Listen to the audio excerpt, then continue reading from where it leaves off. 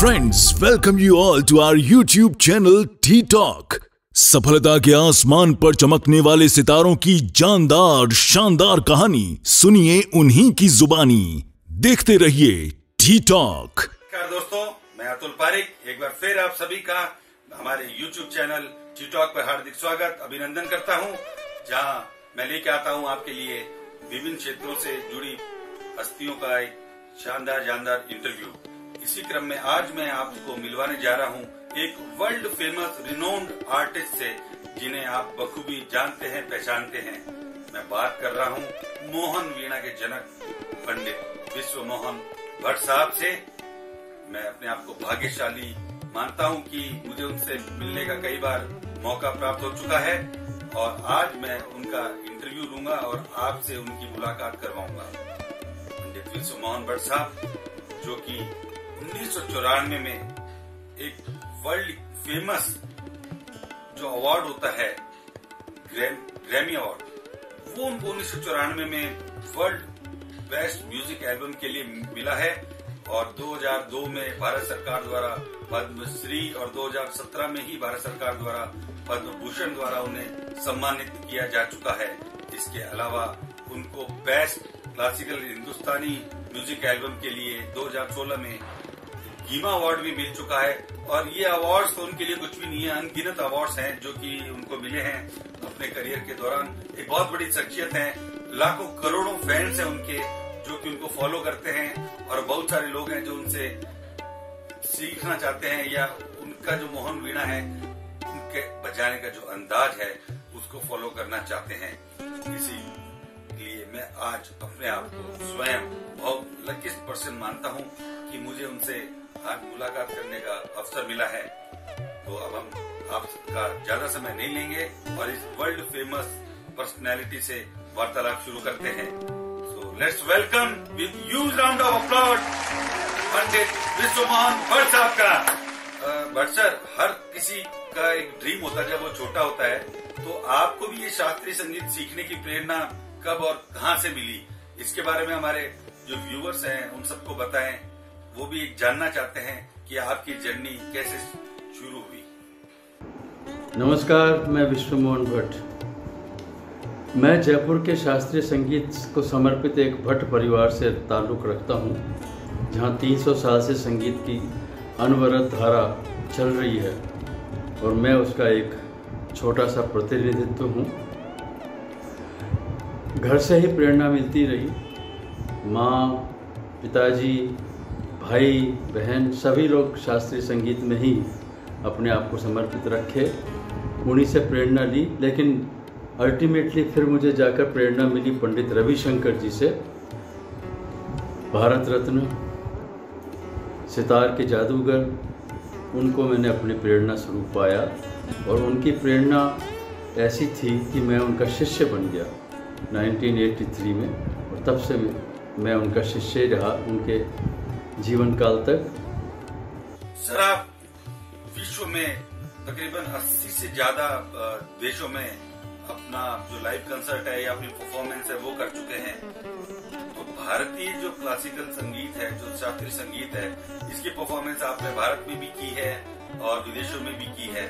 तो जब विदेशों में आप परफॉर्मेंस देते हैं और जब भारत में देते हैं, तो क्या अंतर इसमें आप महसूस करते हैं? मुझसे पूछते हैं जनरली कि मैं करीब 85 कंट्रीज़ में भाग ले चुका हूँ कार्यक्रमों में, तो वहाँ की ऑडियंस में और यहाँ की ऑडियंस में क्या फ़र्क है।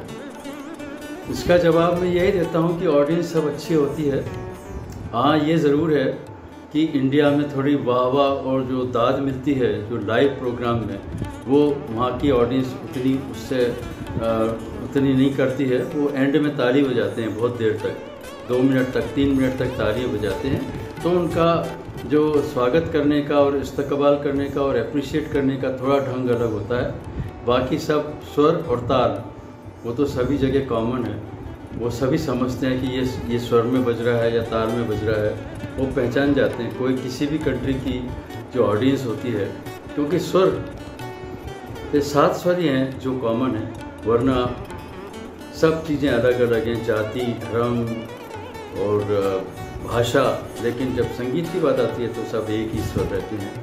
सर, आप राजस्थान से बिलोंग करते हैं, आपने अपने प्रस्तुतियों में कई बार राजस्थानी संगीत को भी जोड़ा है, तो आप शास्त्रीय संगीत और राजस्थानी संगीत में क्या अंतर महसूस करते हैं या उनको कैसे आप जोड़ पाते हैं? ये बात सही है कि मैं जहाँ भी जाता हूँ प्रोग्राम का समापन राजस्थानी फोक म्यूजिक से करता हूँ। हमारे यहाँ एक बहुत फेमस है केसरिया बालम आओ नी पधारो मारे देश, ये मांड, ये मैं ज़रूर प्रस्तुत करता हूँ क्योंकि मैं राजस्थान को बिलोंग करता हूँ और उसका रिप्रेजेंटेशन मैं करना चाहता हूँ। वैसे भी फोक म्यूज़िक और क्लासिकल म्यूज़िक का आपस में बहुत बड़ा संबंध होता है। मैं समझता हूँ कि शास्त्रीय संगीत से भी पहले फोक संगीत था जो विद्यमान था, और जो राग रागनियों पर आप राजस्थानी की अगर राजस्थानी संगीत की बात करें तो आपको पता चलेगा कि सारे राग उसमें मौजूद। तो ये बहुत बड़ा कनेक्शन है, वहीं से बना, और जब शास्त्र उस पर अप्लाई कर दिया तो वो शास्त्रीय संगीत बन गया। सर, ये शास्त्रीय संगीत सबसे पुराना संगीत है भारत में, तो आपकी तरफ से ऐसा क्या सजेशन होगा सरकार को कि वो ऐसा कुछ एफर्ट करे या सोशल मीडिया के थ्रू कुछ करे जिससे कि ये संगीत और भी ज्यादा आगे बढ़े, क्योंकि पॉपुलर तो बहुत है भारतीय जो ये शास्त्रीय संगीत है और लोगों का रुझान वापस इस संगीत की तरफ आ चुका है, तो इसके बारे में आप अपने विचार हम सब लोगों को बताएं। सरकार के रोल के बारे में मैं इतना ही कहूँगा कि सरकार छोटी है, कला बड़ी है। कला को हम ही संभाल के रखें क्योंकि ये धरोहर है हमारे देश की, हमारी संस्कृति है, इस पे हम सब नाज करते हैं। ये चाहे सरकार की तरफ से उनके सूक्ष्म प्रयास जारी हैं, जितना हो सकता है सरकार करती है, लेकिन उसकी पहुंच एक अमुक सीमा तक ही है, और संगीत के कलाकार बहुत बड़े नंबर में हैं, उन तक पहुंचना थोड़ा मुश्किल होता है।